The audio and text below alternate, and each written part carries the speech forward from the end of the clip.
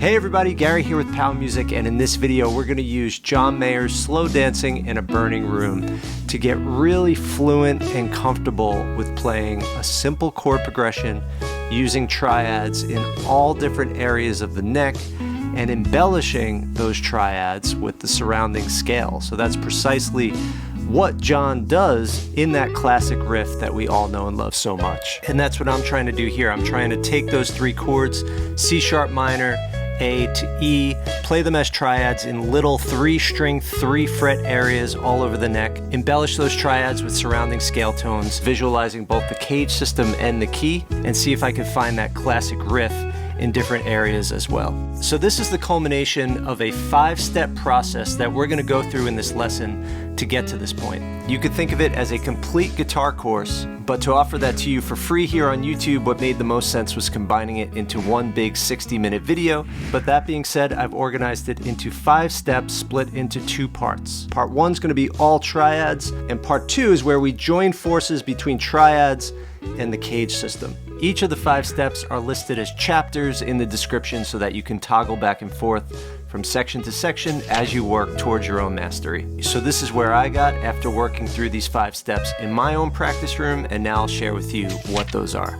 Step 1 is to learn each triad of each chord one at a time, and the chords are C sharp minor, A, and E. And we'll do so with these guided exercises which are from my course Triad Triumph. Each of these chords has 3 triads on each string group, a string group being 3 consecutive strings, and we have 4 string groups. We can refer to each of these 3 different triad shapes that each chord has on a string group as its 3 different inversions. The first one we can call root position, where the lowest pitch note is the root, then the 3rd, then the 5th. First inversion, the lowest note's the 3rd, then the 5th, then the root, and then second inversion, the lowest note is the 5th, then the root, then the 3rd. And those numbers refer to the intervals of the chord, but there'll be more on the theory later on. Then for the second step, being we're in the key of E, we're going to lay out the triads in the key of E across the fretboard, and we're going to play the chord progression using one triad inversion on one string group at a time. So that will have us really learning that one inversion at a time and using it to move from chord to chord horizontally. Now, being there's 3 different inversions per group of 3 strings, that'll give us 12 different ways to play through this progression horizontally using one inversion at a time. Then the third step is to stay in one position and use a different inversion for each triad so that the 3 triads overlap each other. Playing the chord progression this way allows us to keep our hand in the same spot from chord to chord and gives us really good voice leading where the notes of the chord move as little as possible to get to the next chord, often not moving at all. Then the 4th step is to look at the surrounding pentatonic scales and how the CAGED system interacts with these triad shapes. That will allow us to easily embellish the chords in the style of John Mayer or Hendrix or all the great bluesy R&B players that we love. And just like for all these steps, there'll be these guided exercises where you play the triad and then embellish it using the surrounding pentatonic scale, and we'll do that for all 3 chords. And then the final step is putting it all together, adding your own flavor, playing these chords, playing this progression, playing these riffs anywhere you might be on the neck. So to really get the most out of this lesson, you want to move beyond this video. So this is like your lesson with me, but then you've got to go back to your woodshed. And as always, for Pal Music patrons, there's a bunch of extra resources. There's PDFs to go along with each of these 5 steps. So this includes PDFs for each chord's separate triads, the different ways of playing the triads in the key of E across the fretboard using inversion by inversion, the CAGED system in the key of E for all major and minor chords in that key, the tab for my final performance demo where I put all the steps together, the 5 shapes of both the E major diatonic scale and the E major pentatonic scale, and all of the triads for C sharp minor, A, and E in the context of their pentatonic scales, both with and without the CAGED shape shown. And that amounts to a 20-page PDF packet that you could download on my Patreon, and the direct link is in the description. Once there, patrons can also access a tab fret live combo video of my performance demo so that you can play it and slow it down, and multiple backing tracks for each chord and for the chord progression. You'll also get instant access to this and resources for hundreds of other lessons and topics, all for the price of a cup of coffee by signing up to become a Pal Music patron and supporter, and the link is in the description. Becoming a patron will also give you access to twice weekly live 90-minute Zoom classes where we get together and work on these things as a group. However, if you're unable to sign up today, there are a few freebies below that pertain to this lesson, such as the CAGED Blueprint Packet, my 5 shapes and 7 modes of the major scale PDF, and my 5 shapes of the pentatonic scale and which to learn first PDF. And all of that is linked in the description. Lots of links there. All right, let's get started. So let's start with C sharp minor. So in the spirit of D before E, or do before explain, let's do the first exercise and then talk about it after. Now you might want to slow your video down using YouTube's playback speed control, or pause the video and customize the exercise to whatever level you're at. For this first one, I already have the playback speed at 75% while we get used to the exercise, and then in the following ones I'll put those at 100% and you could customize it on your own. All right, here we go.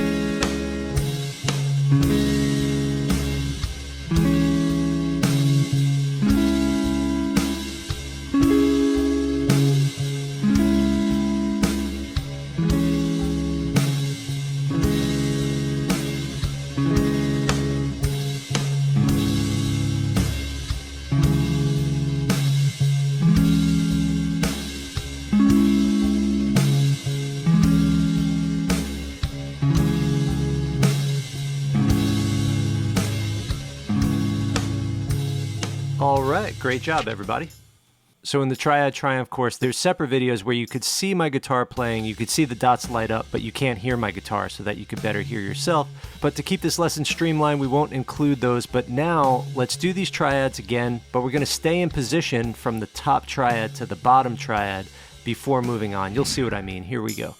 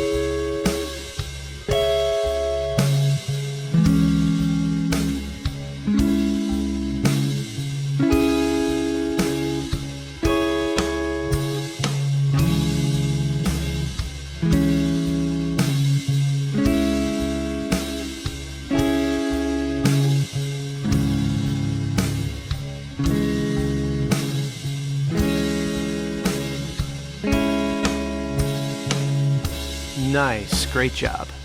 So for the first chord, I'm just going to go over the lay of the land, and it's going to be the same for all of the chords. So on each string group, you've got 4 triads shown. The first one and the fourth one, as you can see, they're the same 3 notes, same shape, they're just an octave apart. And there's a couple reasons for that. First, because it's good to see the whole sandwich, right? Because this feels very different than this, because it's an open position. The second reason is that it keeps the exercise very metric and uniform, because we're in 4/4. So being we have 4 shapes, we're going to spend 2 measures on each string group. So here's the count per string group. 1, 2, 3, 4. 1, 2, 3, 4. 1, 2, 3, 4. 1, 2, 3, 4. Right? So we have 4 beats on the last chord in each sequence, but 2 beats on the other ones. Now I'm just playing block chords. You could arpeggiate, you could play it any way you want. On the vertical exercise, we play each triad in position for 2 beats, going from top to bottom, then moving to the next position, next position, next position. When we get to the final triad at the bottom far right of the fretboard, we both finish and then start again on that one and work our way backwards, playing the rest of them for 2 beats each, just like we did on the way up. So as you're going through these exercises, what are you trying to learn? Are you just trying to look at my fingers and do what I'm doing? No. For you to really master this on your own, you need to see a few things. First and foremost, where is the root note? C sharp, C sharp, C sharp. Okay. Root note, triad. Root note, triad. Root note, triad. Root note, triad. Root note, triad. Root note, triad. Root note, triad. That's the first thing. Then, okay, well, if this is the root, this is the fifth. 5, 1, 3. It's always going to go in the order of 1, 3, 5, 1, 3, 5, 1, 3, 5, 1, 3, 5. So if this is 1, 5 is before 1, 3 is after. These are called closed triads because they are on 3 consecutive strings. Right, I could do something like, that would be an open triad, 1, 3, 5, like that. But we're doing closed triads. This is definitely where you want to start. If you're wondering why it says minor 3 and I'm just saying 3, I'm just speaking of 1, 3, and 5 in a universal sense, so I apologize if that's confusing. Okay, so that's the second thing, 5, 1, 3, and then this one you see 1, 3, 5, and then this one you see 3, 5, 1, again 5, 1, 3. Okay, then what are the note names? So a C sharp minor chord is C sharp, E, G sharp. Okay, so G sharp, C, E, C sharp, E, G sharp, E, G sharp, C sharp. So that's the next step, memorizing what the notes are that you're actually playing. So with these exercises, you could follow along with me just to play it, but then you want to slow everything down, get to know the notes, get to know the intervals, right? Do this at your own pace. Work with the PDFs. With the PDFs, you see everything on one page instead of just seeing each string group by itself, and you could work with that outside of this video. But don't feel like you have to have all that in your conscious mind at all points. First thing, just you have to have the root note at least in your conscious mind. So when do you know that you've actually mastered the chord? When you don't need any of these visual resources, which are really just a bridge, and you could find them all on your own everywhere on the fretboard. Does that mean you shouldn't move on until you get there with the C sharp minor? No, it's okay. Give it an honest try, work on it for a bit, then go to the next one, go to the next one. It'll be a little messy, a little slow for a while, but all the parts will start to come together. All right, now we get to the second chord, A major. What we have here is a root, a major third, and a fifth. Remember the minor third one looked like this, right? Root minor third, fifth, right? So A major. This 3, 5, 1, when we did the C sharp minor, it looked like this. That was minor 3, 5, 1. So this is an A minor, this is an A major. And then this 5, 1, 3, when this was a minor chord, it looked like this, right? When we did. So this is an A minor, and this is an A major. Just raising that third, that's what determines major or minor. All right, so now we're going to go through the exercises for A major in the same way we did for C sharp minor. And this time I'm going to do it at full speed. So if you want to slow it down, use that playback speed control. That's such an awesome feature with YouTube. All right, here we go.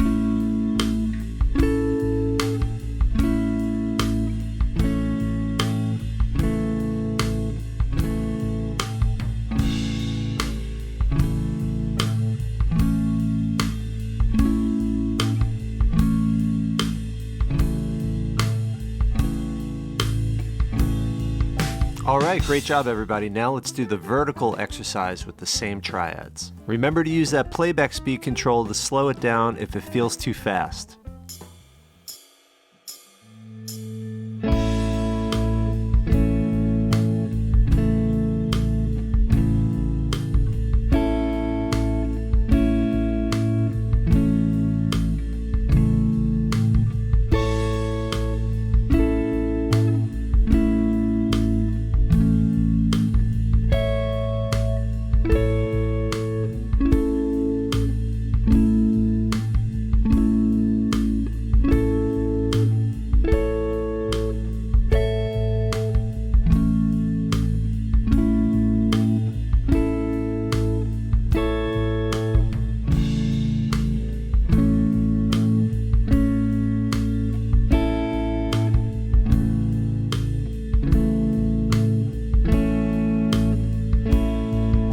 Great job, everybody. And last but not least, we have the E major chord, right? So now again, you might want to take a moment, work through this PDF on your own, familiarize yourself with the shapes, see the root notes first, then notice the inversion, the different intervals, be able to spell the chord, know all three notes and all different combinations of all three notes in the chord, work through it at your own pace, and then come back to the exercise. Here we go.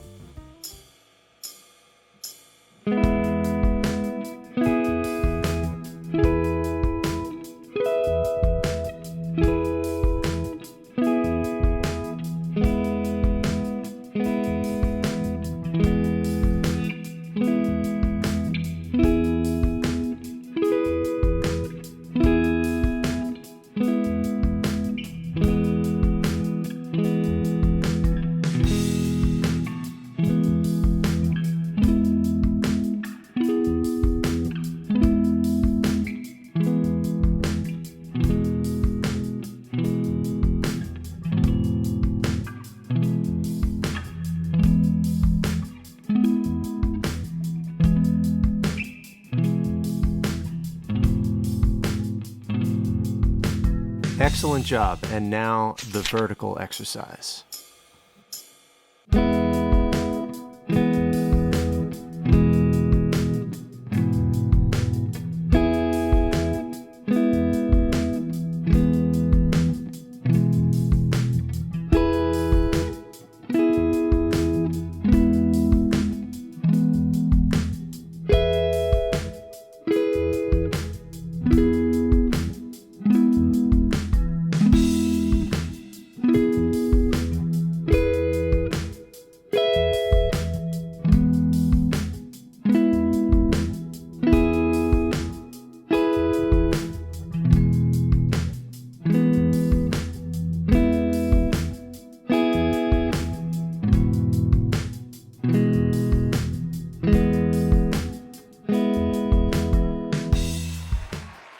All right, everybody, great job learning all the different triad shapes, all the different inversions of each one of those three chords separately all over the neck.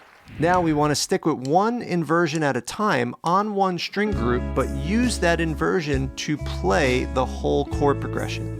So we learned these three chords individually, but now we're going to look at them in the context of a key, right? Most songs we play are in a key. This song is in the key of E major. And even though this one section of the song contains just three chords from that key, the 6th chord, C sharp minor, the 4 chord A, and the 1 chord E, as a whole, the song contains 5 of the main 6 chords that we use in any key. It uses the 1, the 2, the 4, the 5, and the 6th chord in the key of E, so that adds F sharp minor, the 2 chord, and B, the 5 chord. And that's another reason why this is such a good song to explore triads, because after you do the first section with me, on your own, you could do the same exact stuff with the second section of the song. But back to this lesson, what you see on the screen is the entire key of E laid out on the fretboard. And when we combine all the chords of the key, we just have these 7 notes of the key of E, which is E, F sharp, G sharp, A, B, C sharp, D sharp. And then the chords and triads are all from that key. So here you can see the consecutive triads across each string group. We could call this the harmonized scale. When we play the scale in triads or in chords, we're playing the harmonized scale. In fact, that main guitar riff of the song that John's backup guitar player plays as double stops is also straight out of the harmonized scale. He's just playing the root and third and leaving out the 5th, a very popular thing to do on guitar.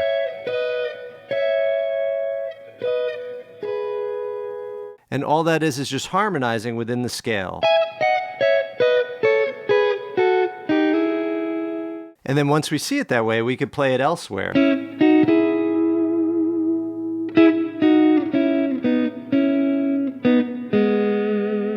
So in Triad Triumph, we play through the harmonized scale, but here we're just going to focus on the chord progression itself. So we're going to take it one string group at a time, and there's 3 different chord inversions on each string group. There's 1-3-5, there's 3-5-1, and there's 5-1-3. So we're going to play one of those inversions at a time to play the whole chord progression on that string group and then move to the next inversion. The inversion we start with is wherever the C sharp minor is closest to the nut, because that's our first chord. So in this case, we're starting with second inversion, 5-1-3, then root position, 1-3-5, and then first inversion, 3-5-1. If you want, again, you can pause the screen and just work with that PDF on your own before going to the exercises, or do the exercises back to the PDF. Do the exercises back to the PDF.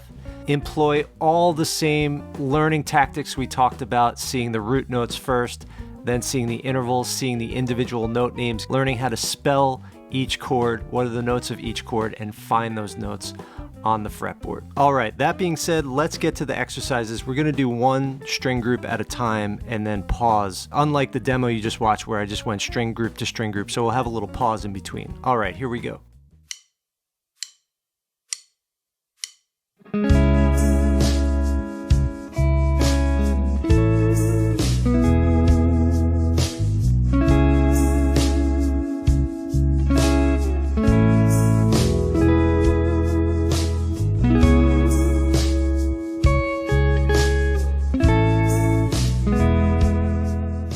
Nice job. Now string group 2.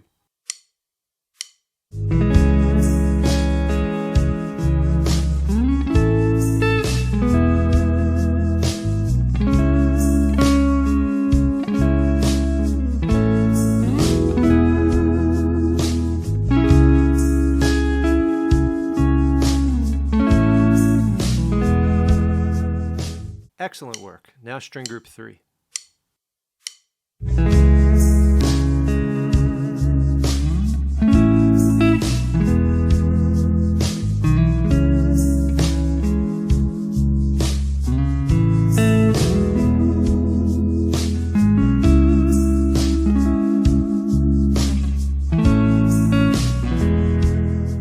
One more to go, string group 4.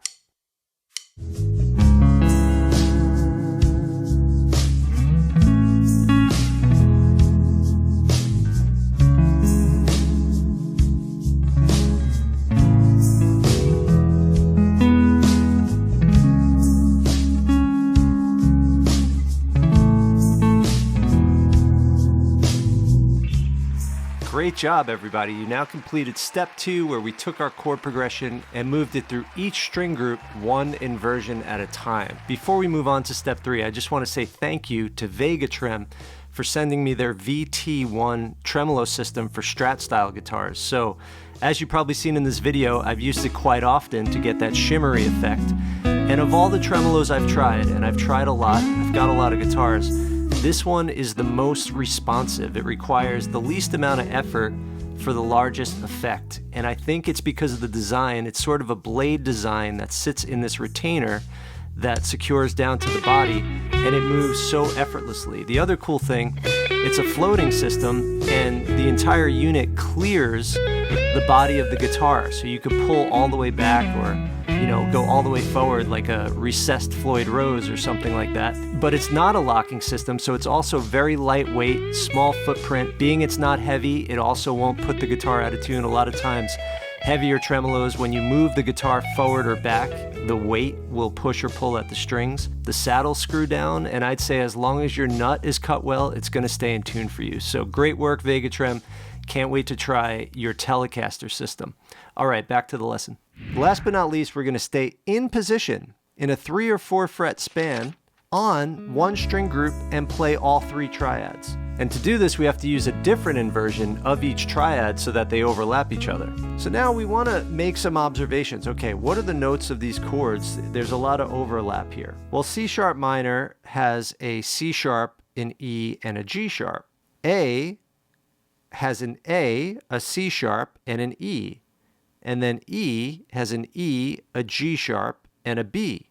So as you can see, there's a lot of notes in common from one chord to the next. And the notes that don't stay the same only move by 1 or 2 frets. So it's going to be the same concept throughout this entire exercise, but here we're looking at it in the first one we're going to do, which is a second inversion C sharp minor to a root position A to a first inversion E major. So on the C sharp minor, 2 out of 3 of the notes are the same as the A.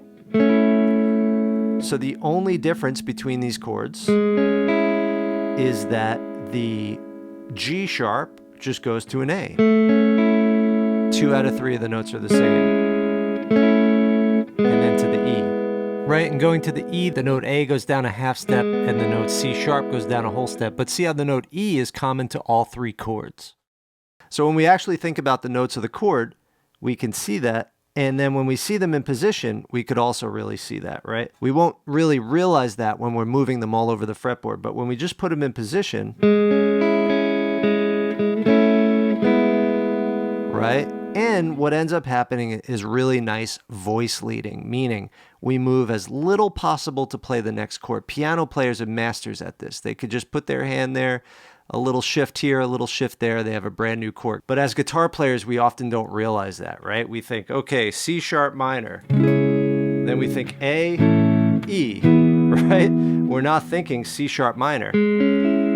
A, E. All right, everybody, time to get to the exercises. So we're gonna do 1 string group at a time like we did with the last exercise, and then you'll get another 4-beat count in for the 2nd string group and then the 3rd. So the best way to prepare for this one is use the same PDF that you used last time, but look at how you need a different inversion for each chord to have them on the same 3 or 4 frets on any string group, right? So that is your preparation. And here we're doing that with 3 chords, but you'll be able to do that with any chord progression in this key of E. Of course, if you want all the keys, all 12 keys, definitely check out the Triad Triumph course. All right, let's tackle step 3. Here we go.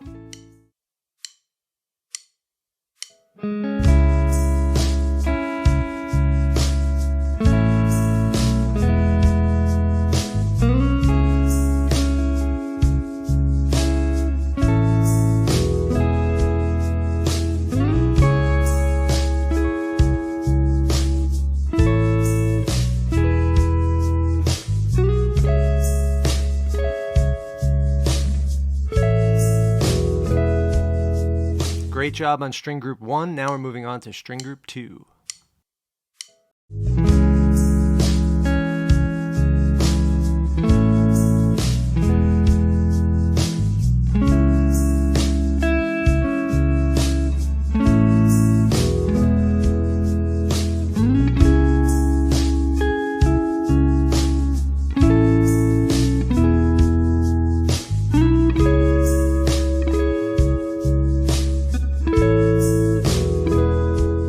Awesome work. Now string group 3.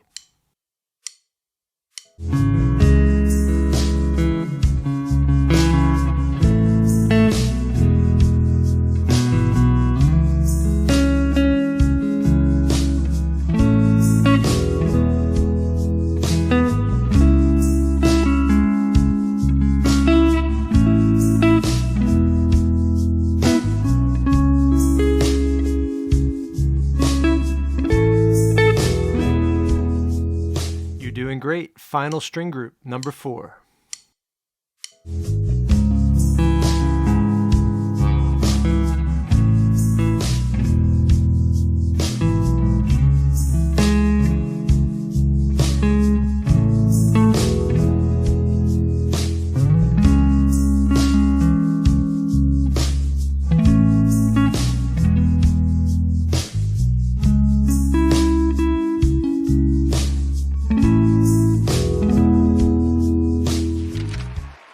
Great job, everybody. Step 3 is now complete. Next up for step 4, we're going to work on embellishing these triads with surrounding scale tones. Now we're going to spend a couple minutes talking about approaches to soloing, because our ultimate goal is to mix lead ideas with our chords, or to mix chords into our lead ideas. So once we do that, then we're going to go over some exercises for playing off the chords. Okay, so as you can see, all these triads are surrounded by the E major scale. Any one of these triads I play, I could embellish it with notes of the E major scale because that's what key it's in, so it's kind of guaranteed to work. The main guitar riff of the song comes right out of that E major scale. And if you're thinking, isn't that the C sharp minor scale? Same thing. The song starts feeling more like C sharp minor, but it resolves on E. But C sharp minor and E are the relative major and minor, same scale. But when we create riffs using the sound of the full major or minor scale, the diatonic scale, the 7-note scale, not pentatonic, we tend to play around with half steps or notes that are right next to each other with no fret in between. Because as you can see, this scale has two pairs of notes that are a half step apart. And this riff has a nice little half step motion. So it's very much coming from the full diatonic E major scale. Whereas his vocal melody is very much pentatonic, coming from the 5-note pentatonic E major scale, which doesn't have those half steps.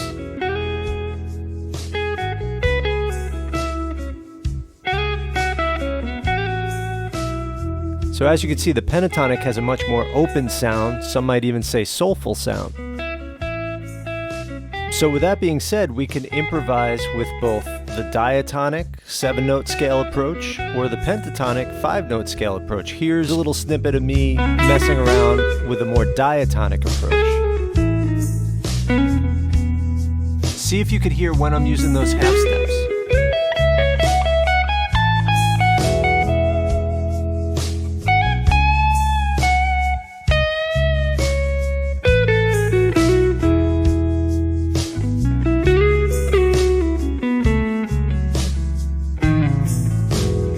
Here's a more pentatonic approach.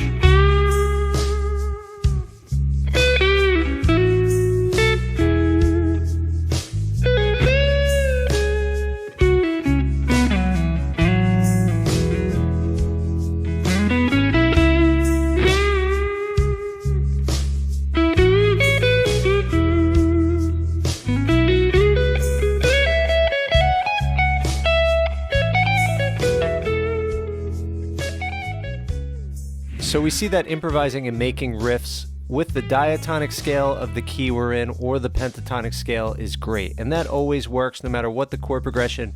You could just play the scale of the key, pentatonic or diatonic. Here's 8 bars of the backing track. Try out both.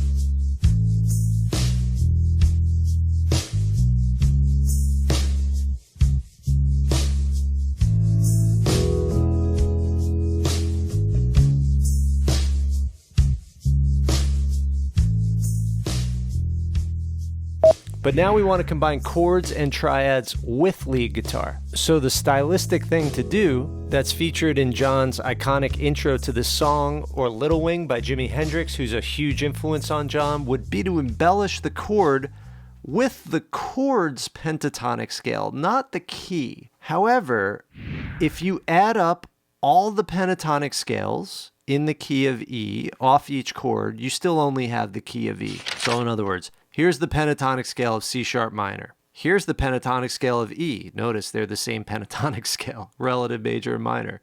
And here's the pentatonic scale of A. The A pentatonic scale only has one note different. It just has an A instead of a G sharp.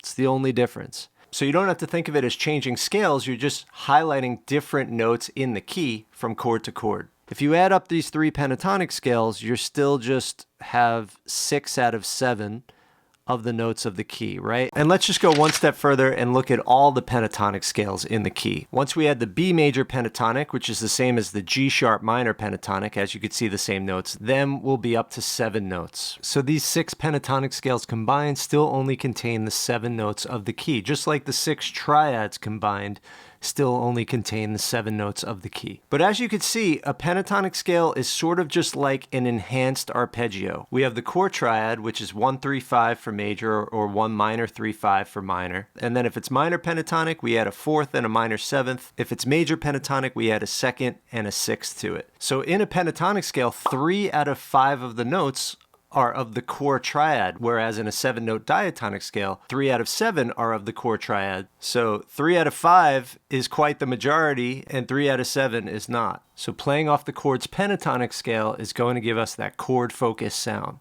Now the reason why no matter what you could play the pentatonic off a chord no matter what key you're in is because the notes that differentiate the different keys that a chord may find itself in are missing from the pentatonic scale. So for instance, if it was the chord E, E could be the tonic chord in the key of E. It could be the 5 chord in the key of A. It could be the 4 chord in the key of B. It doesn't matter because the notes that differentiate those keys relative to E are the fourths and the sevenths. And neither of those notes or intervals are in the major pentatonic scale. So if E was the 1 chord relative to that E, the fourth would be a perfect fourth, the note A, and the seventh would be a major seventh, the note D sharp. If the E was the 4 chord in the key of B, then relative to the E, we would have an A sharp, which would be a sharp 4, and a D sharp, which would be a major 7. And then if E was the 5 chord in the key of A, relative to E, we would have a perfect fourth A and a minor 7th D.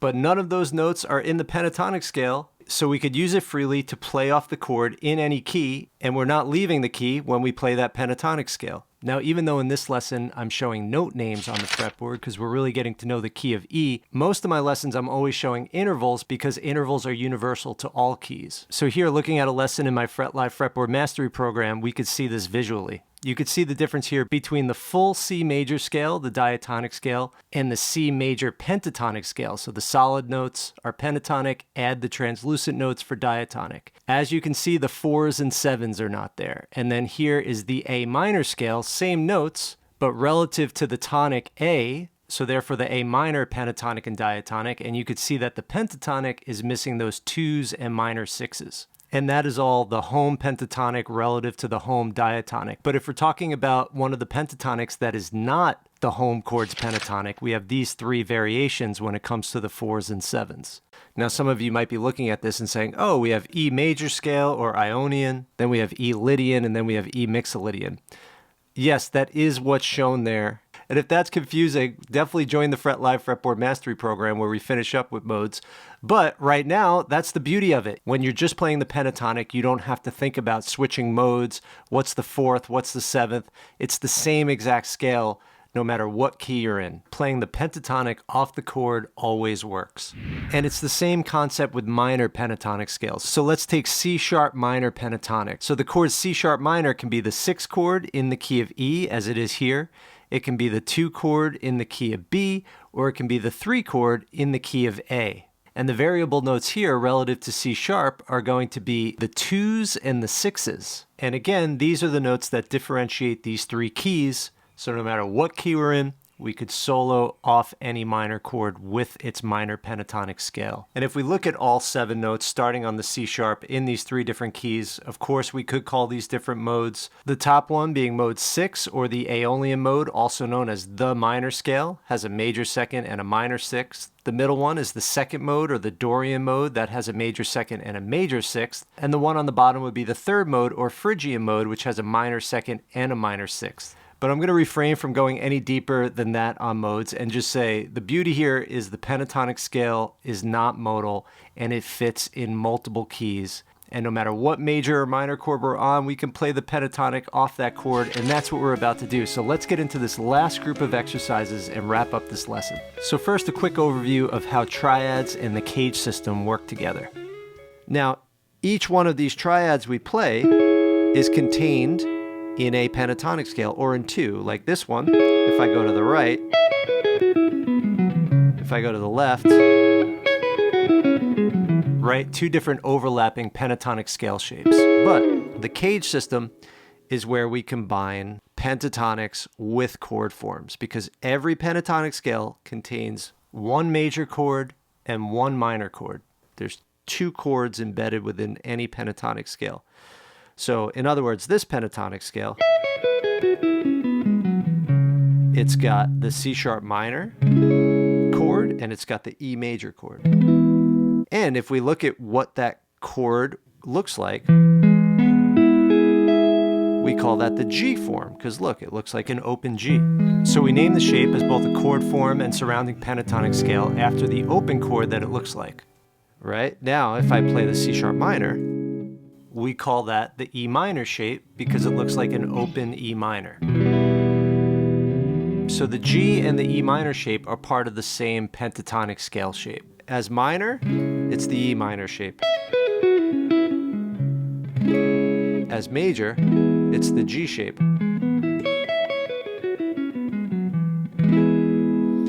So every CAGED shape has both a major and a minor chord form within it and they're named after the open chords that we first learn on guitar. The two ones that are harder to see are the C minor shape and the G minor shape, because we typically don't play those in open position. But if you're familiar with an open C or an open G, just imagine lowering the third to a minor third in those forms, and you'll be able to visualize it. So every one of these chord forms belongs to a CAGED shape and therefore has a corresponding pentatonic scale that surrounds it. So for the sake of time, I'm not going to prep you on all the different CAGED shapes.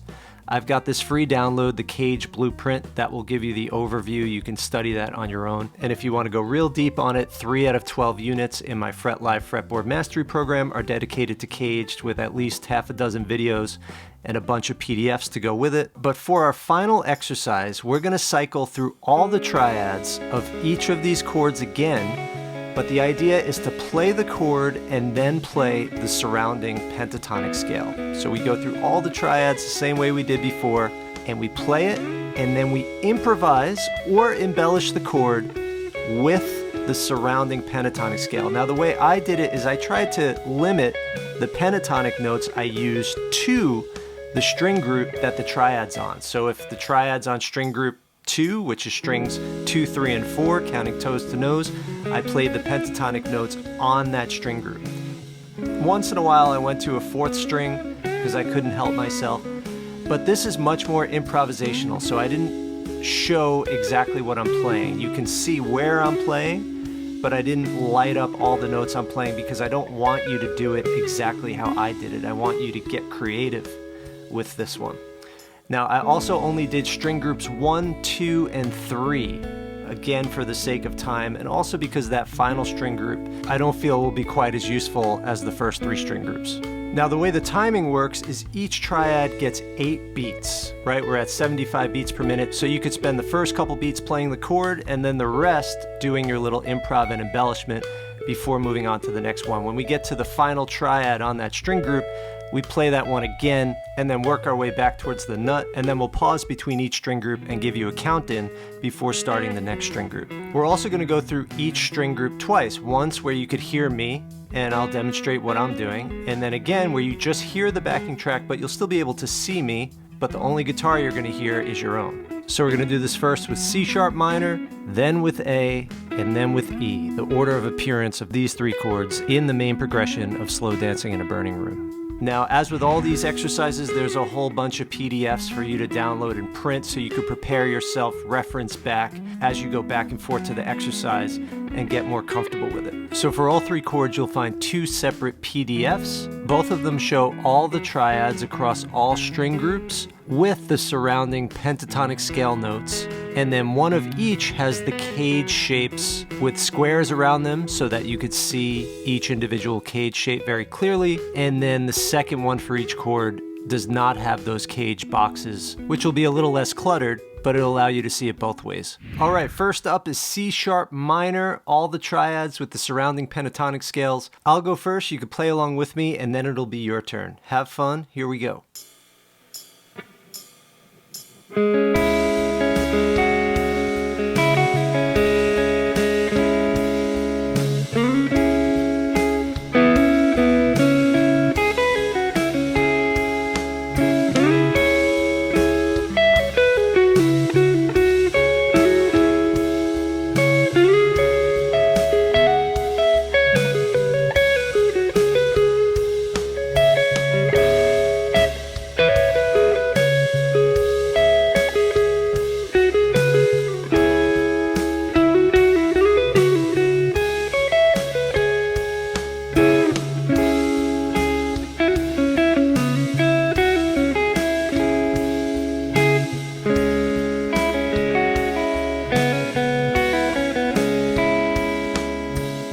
All right, your turn. Remember, simple is great.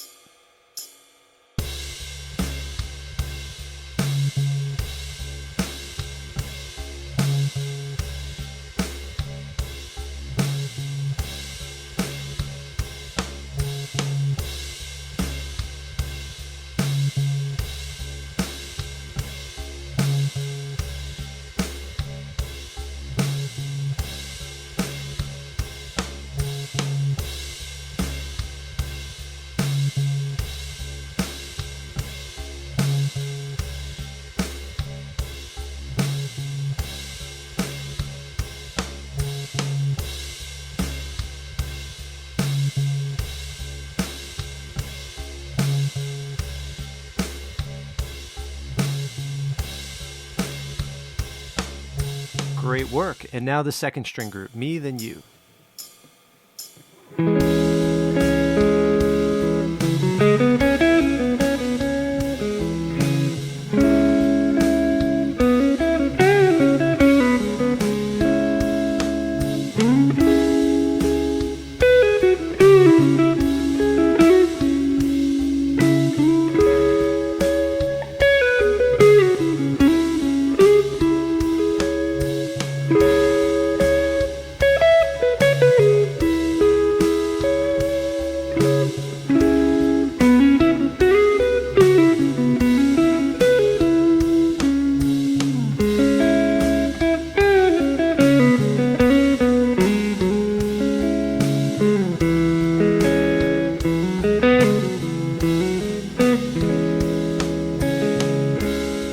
Your turn now. Try to tell a story.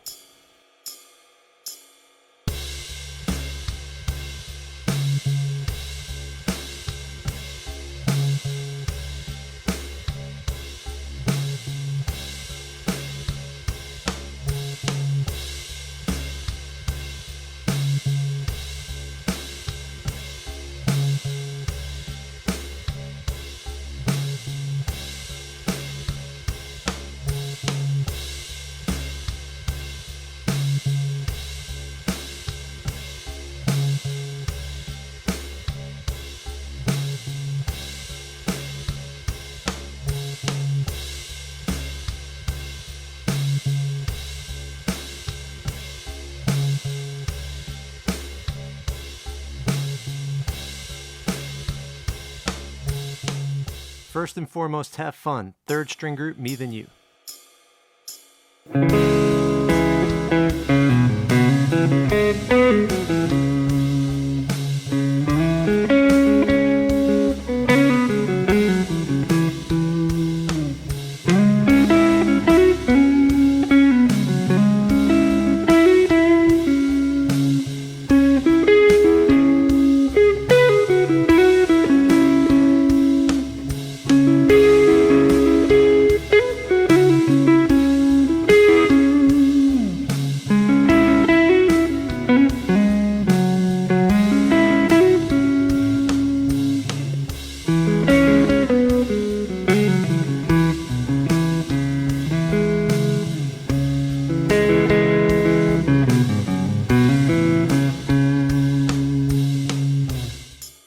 And now your turn.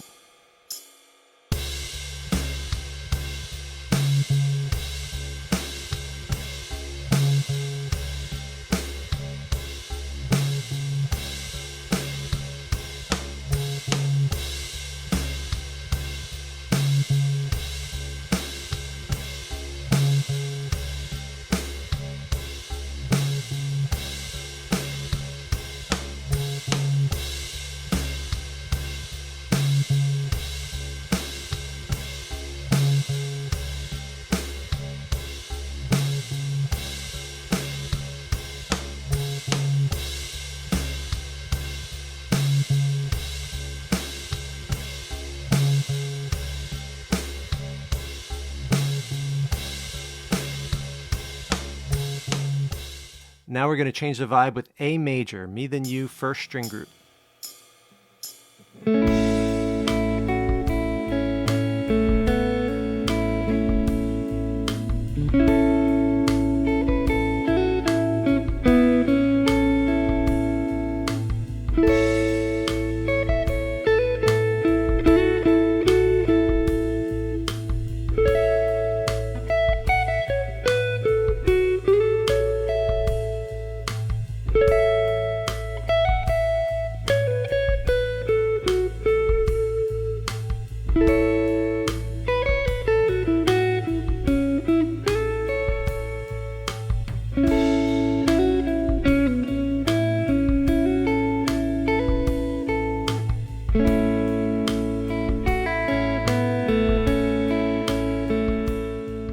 Now your turn. Don't be afraid to take chances.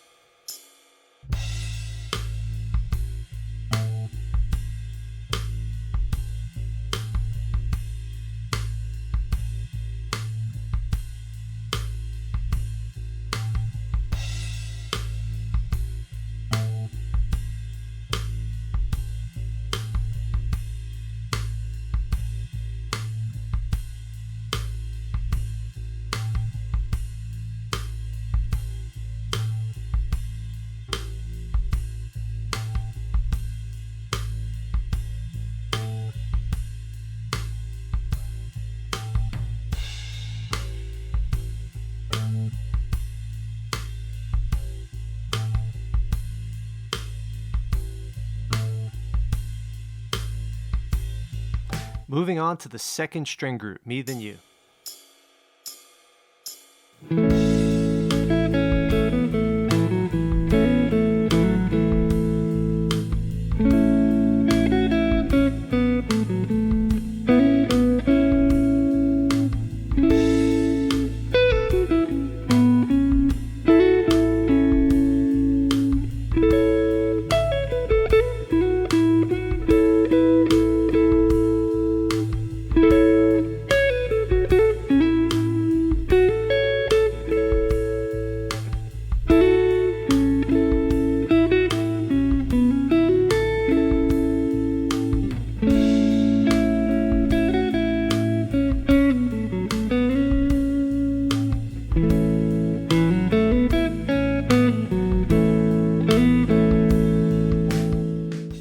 And now your turn. Make it a good adventure.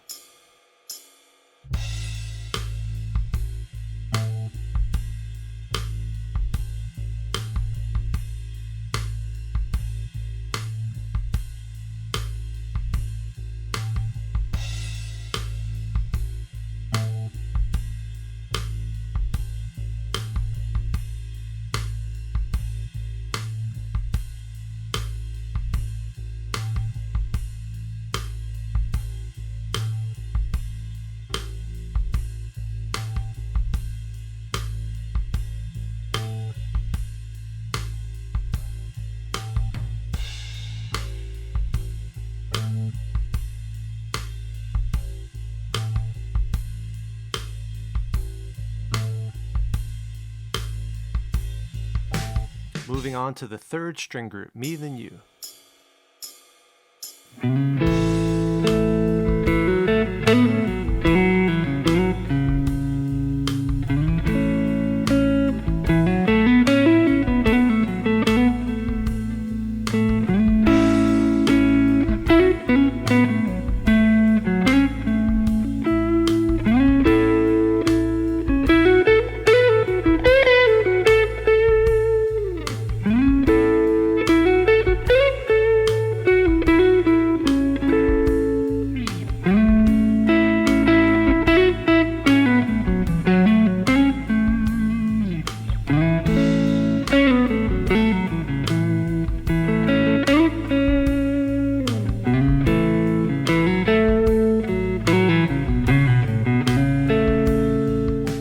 And now your turn. Have fun with these lower notes.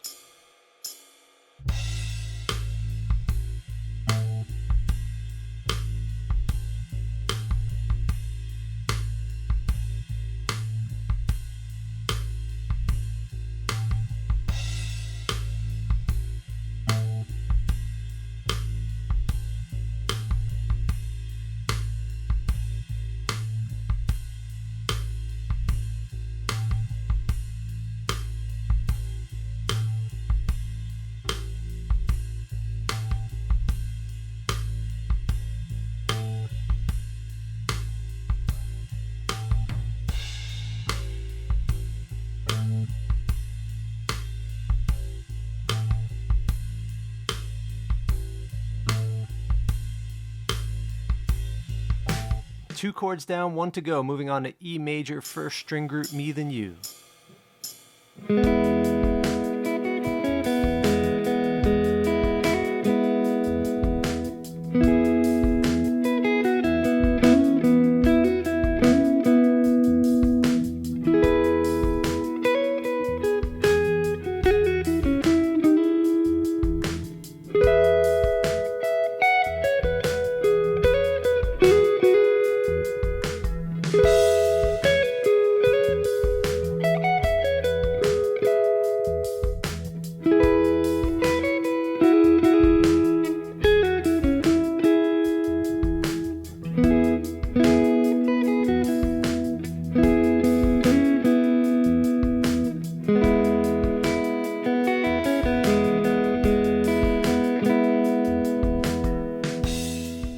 And now your turn.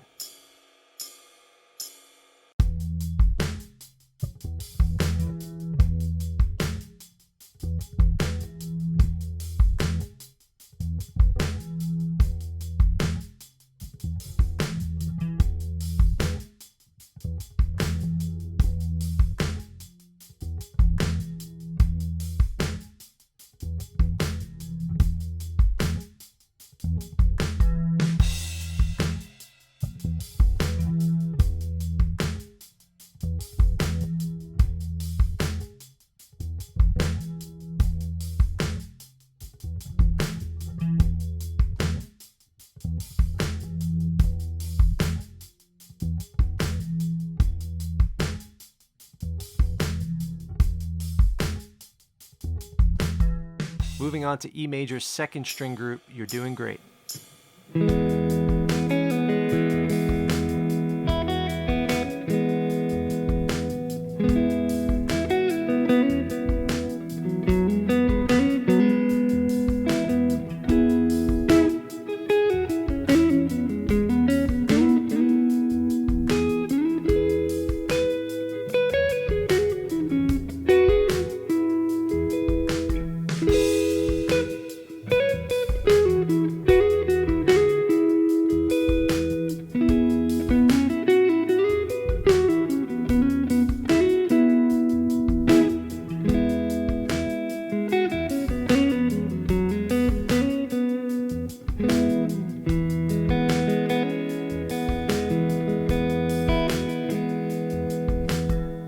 And now your turn. Follow your ears.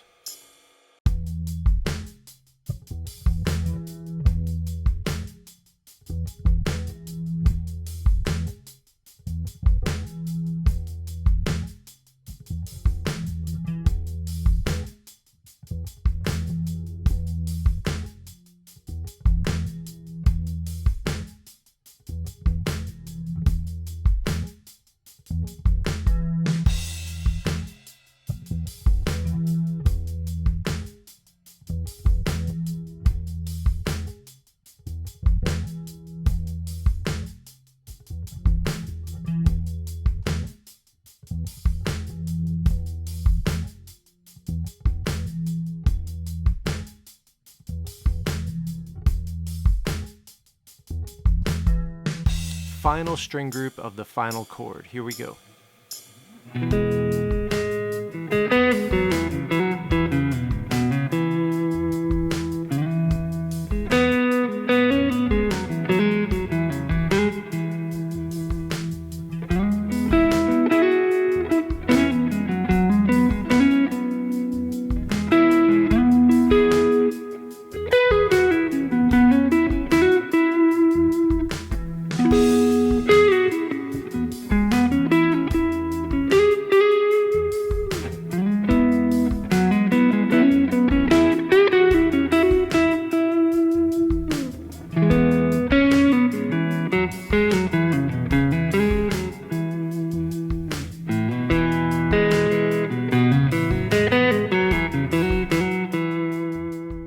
All right, last one. See if you can make little bass lines here.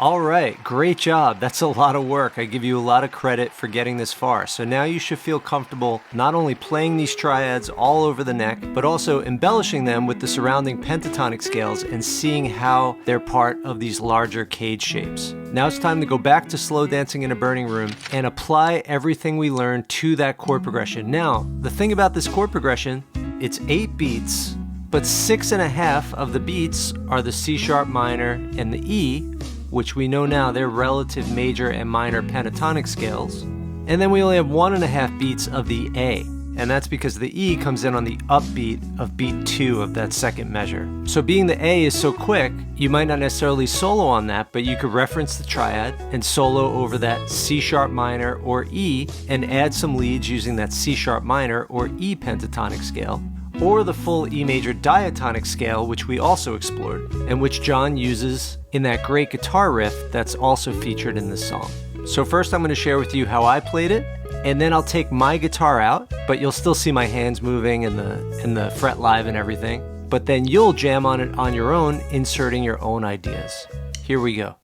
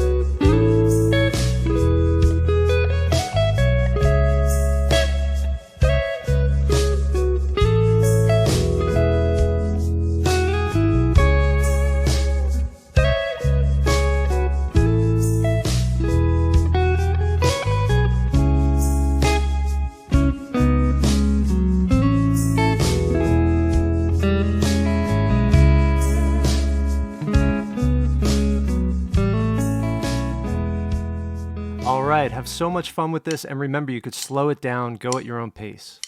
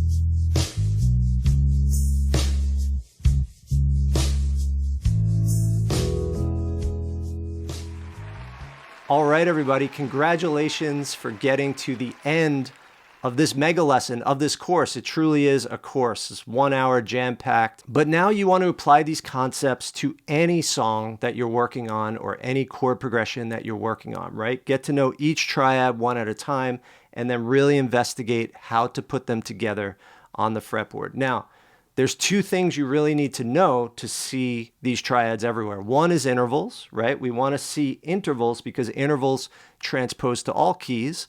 And the other is note names, because if you know the spelling of any chord and you know where those notes are on the fretboard, you could easily locate them. So spend your time studying those intervals, studying the note names. If you want to learn theory from the very beginning on the fretboard all the way through to modes, like I said a few times in the video, check out the Fret Live Fretboard Mastery Program. Most important of all, have so much fun with this stuff. The more we learn, the deeper we go on the guitar, the more toys we have to play with. That's what this is all about. These are just toys, musical toys, guitaristic toys for us to try to make music with and learn music with. So have so much fun, happy playing, and I'll see you next time. Oh, before I go, I just want to give a huge shout out to all of the POW Music patrons that support this channel, and an extra special thanks to the following upper level POW Music patrons: Andre, Mark Chambers, Daniel Bogdan, Bob, Owen Arbuthnot, C. Eduardo Guse, Zachary Chittenden, Will, Noah Martinez, Daniel Carr, Alexis Diaz, Andrew Wilson, Marnix Delbecque, Kyle Schindedecker, Kurt, David E., PSJ, Joe Taylor, Naz Sleep, Ryan Toole, Stephen Hudak, Christian, Jeffrey R. Davis, Michael DeToma, Ciaran Caruthers, Edmund Trusty, Greg Payne, Michael Berman, Carlton Hicks, Sean Westfall, Hal Jones, Greg, Jeff, Wayne Evans, LW, Dave Hubner, Jim McGinnis, Kay Carter, Jens Fisher, Jesse Jacobs, David Bowersock, Steve Pisano, John Cushman, and Sean Ellis. And thank you to all past, present, and future patrons for supporting the free content on this POW Music YouTube channel.